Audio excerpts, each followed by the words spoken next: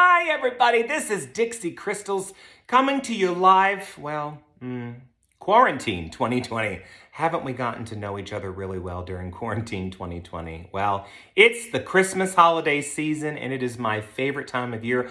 I have a story for the adults today. Are you ready?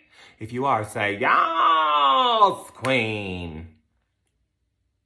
I heard you. Okay, good. That was a good one. Well, this is one of my favorite television shows, and it became #1 during quarantine. The Golden Girls. And this is "'Twas the Night Before Christmas," the Golden Girls book. Do you believe they have such a thing? Well, of course they do. Here we go. "'Twas the night before Christmas, and on Richmond Street, 3 girls decked the halls, and they made each room neat. There's their house. Oh, Richmond Street, that's trivia. Their children and siblings were soon to be there. Ma finished her famous lasagna with care. Ooh, maybe I'll have to make lasagna for Christmas dinner this year. Ooh, that sounds so much better than a turkey.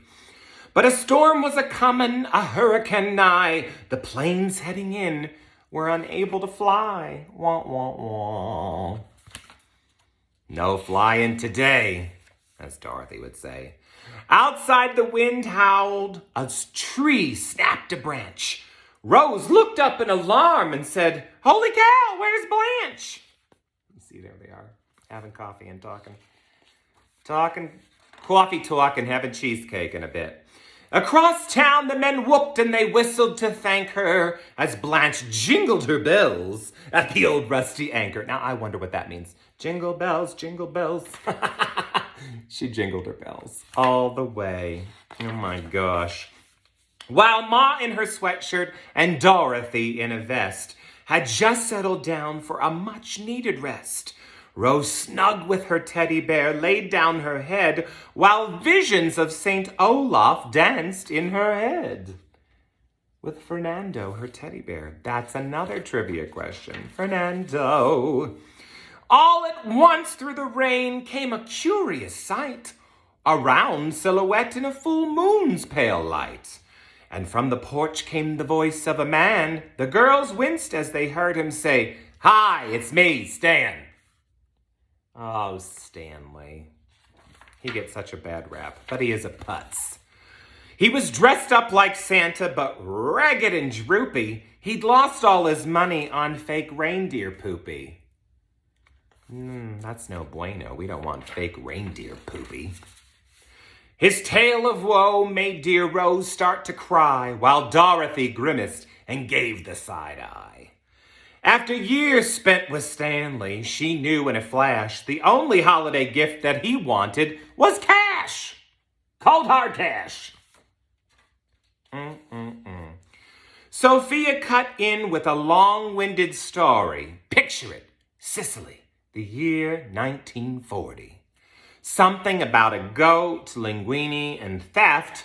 Whatever it meant, it worked. Stan quickly left. A moment later, Blanche whirled through the front door. She was wet. She was cold. She was dressed like an elf. I said an elf. Rose explained that their family simply couldn't get there. "It's just rain," Blanche lamented. "How rude, I do declare." Oh, she's so dramatic. I love her. We have a lot of drama queens, don't we? Especially in this book. So into the kitchen the 4 girls paraded. Feeling down and depressed, the fridge quickly was raided. There were cookies and ice cream, hot cocoa to make, a salami or 2, and 3 types of cheesecake. Atta girls. Choices. Get those 3 types of cheesecake. For hours, the girls talked and they laughed and they shared. It's likely, a few flashback episodes aired. Then suddenly, like a true holiday spell, the girls realized they were all family as well. Yes they are. I do declare, Blanche. You could hear them exclaim, and as the day came to an end, "Merry Christmas," and "Thank you for being a friend."